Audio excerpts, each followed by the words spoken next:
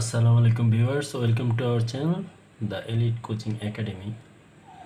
আজকে আমাদের পড়ার বিষয় হলো মধ্যক নির্ণয়। আমরা জানি যে নবম দশম শ্রেণী অথবা এসএসসি পরীক্ষার্থীদের জন্য সবচেয়ে সুবিধামূলক যেই অধ্যায়টা সেটা হচ্ছে পরিসংখ্যান। আর পরিসংখ্যানের মধ্যে অন্যতম একটি বেসিক পার্ট হলো মধ্যক নির্ণয়। এখন মধ্যক নির্ণয়ের ক্ষেত্রে আমরা জানি প্রশ্নতে যেটা থাকবে সেটা হচ্ছে শ্রেণীব্যাপ্তি আর গণসংখ্যা দেওয়াই থাকবে। তো এখন এইখান থেকে আমরা মধ্যক কীভাবে নির্ণয় করতে যাব? মধ্যক নির্ণয়ের জন্য আমাদের প্রথমত লাগবে মধ্যকের সূত্রটি। তবে সূত্র তো লাগবেই, সূত্র ছাড়া আমাদের উপরে বক্স তো একটা আঁকতে হবে। বক্সের মধ্যে কী কী লাগবে এটা সবচেয়ে বেশি জরুরি যে আমরা এটা আসলে মুখস্থ করে নেব। তো এখানে আমরা যেটা দেখতে পাবো সেটা হচ্ছে মধ্যক নির্ণয়ের ক্ষেত্রে দুটি জিনিস আমাদের দেওয়া থাকবে। মধ্যক না, যে কোনো কিছুর ক্ষেত্রে আমাদের দুটি জিনিস তো দেওয়াই থাকবে, শ্রেণীব্যাপ্তি, গণসংখ্যা। এই দুটো দেওয়া থাকার পরে আমাদের অতিরিক্ত যেটা লাগবে সেটা হচ্ছে ক্রমযোজিত গণসংখ্যা।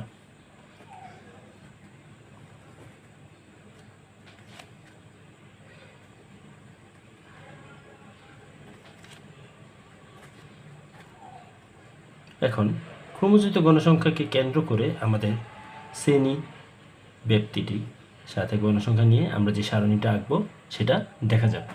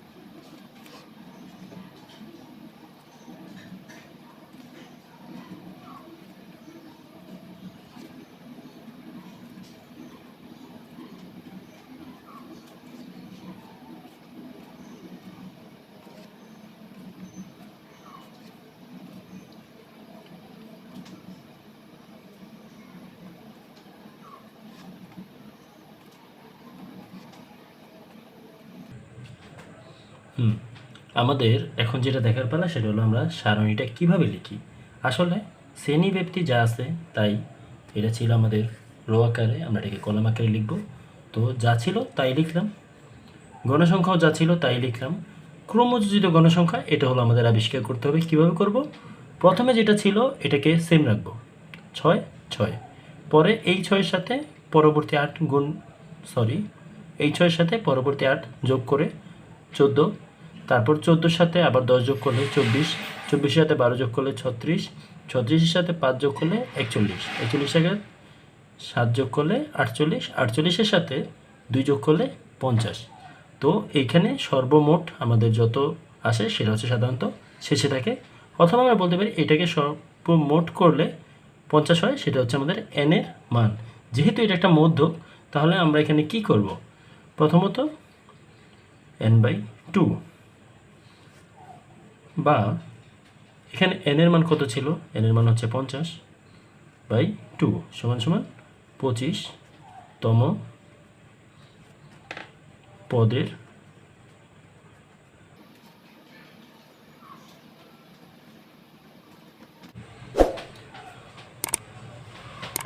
25তম পদের মান মধ্যক, যা কোথায় অবস্থিত কিভাবে বুঝবো? সেটা হচ্ছে আমরা উপর থেকে একতলা করে নামবো। আমাদের মধ্যবর্তী সিঁড়ি হচ্ছে এইটা।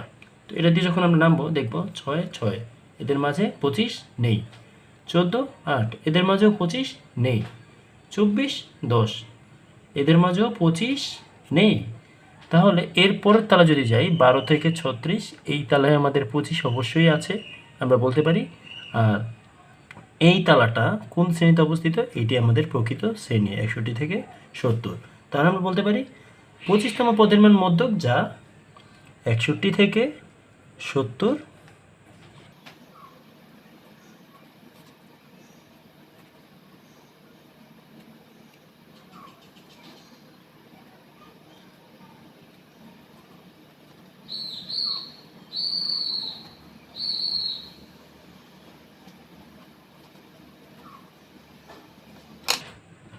আমাদের দেখার বিষয় হচ্ছে সূত্র যেটা L plus n/2 minus FC into H/FM।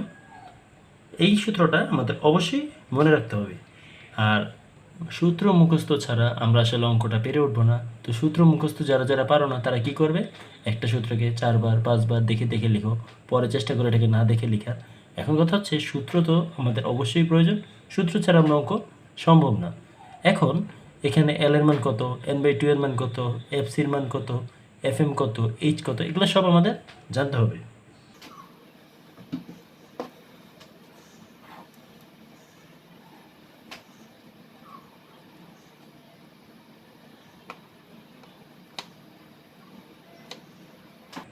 আমরা পূর্বের ভিডিওতে দেখেছিলাম যে H এর মানটা আমরা সহজে নির্ণয় করতে পারি। 61 থেকে 70 আমরা গুনবো 61 সহ 61 62 63 64 65 66 67 68 69 70।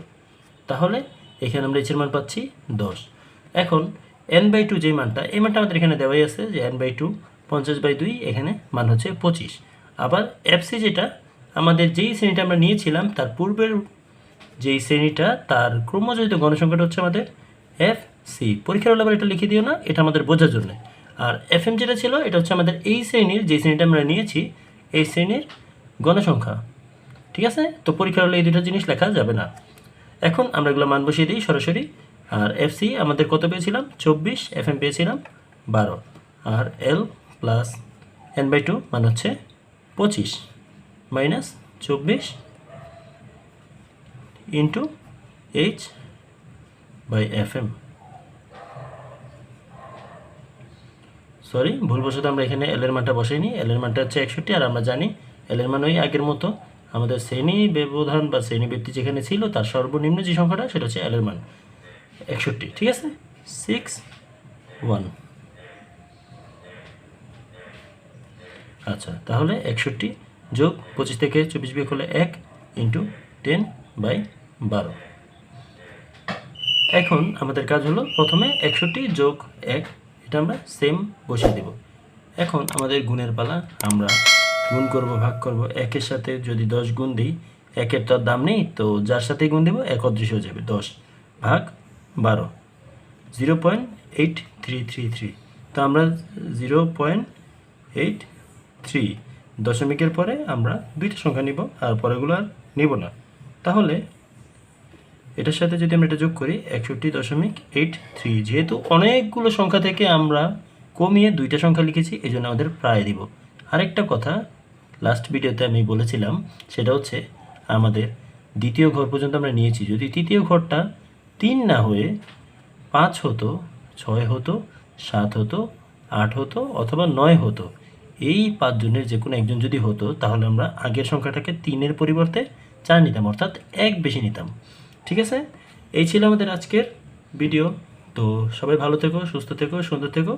আল্লাহ হাফেজ।